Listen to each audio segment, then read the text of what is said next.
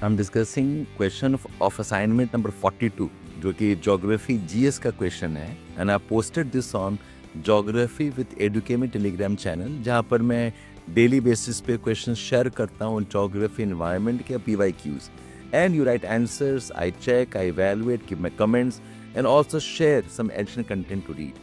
जो क्वेश्चन मैं डिस्कस कर रहा हूँ ये असाइनमेंट नंबर 42 है। The troposphere is a very significant atmosphere layer that determines weather processes how। मुझे एज ए टीचर लगता था कि ये क्वेश्चन तो आपको पता ही होगा कि why does troposphere have all the weather, why is troposphere called the weather layer। और जो आंसर्स मिले हैं the answers are around कि troposphere traps heat, correct, the troposphere has rainfall clouds, correct, the troposphere has convection cells, ये भी सही है, troposphere में winds हैं, ये भी सही है। So आपने जो पॉइंट लिखा है The troposphere traps heat and troposphere has convection cells and rainfall, ये गलत नहीं है। But this is not the conceptual depth जिसके बेसिस पे ये क्वेश्चन आंसर होना चाहिए था।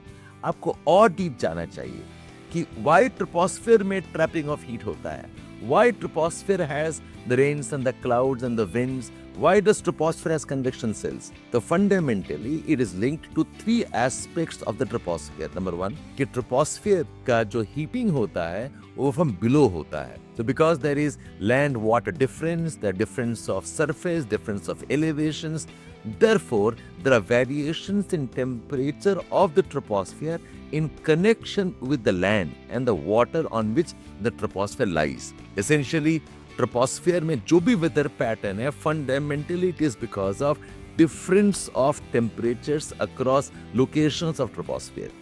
ये एक important fact है। इसी से linked होगा कि जो भी ट्रोपोस्फियर में हीट ट्रैप होता है it is because of green house substances जो ट्रोपोस्फियर में मिलते हैं mainly water vapour, dust particles, we have the pollutants which absorb the heat, impact of different type of human activities, so that creates conditions for weather conditions।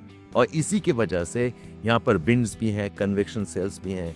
उसके अलावा troposphere में अपर height में tropopause है that acts as the inversion layer।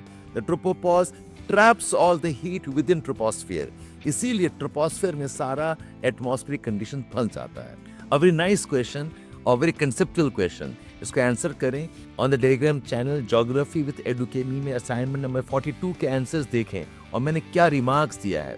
Attempt this and learn answer writing with me on my channel with regular interactions and feedbacks from me।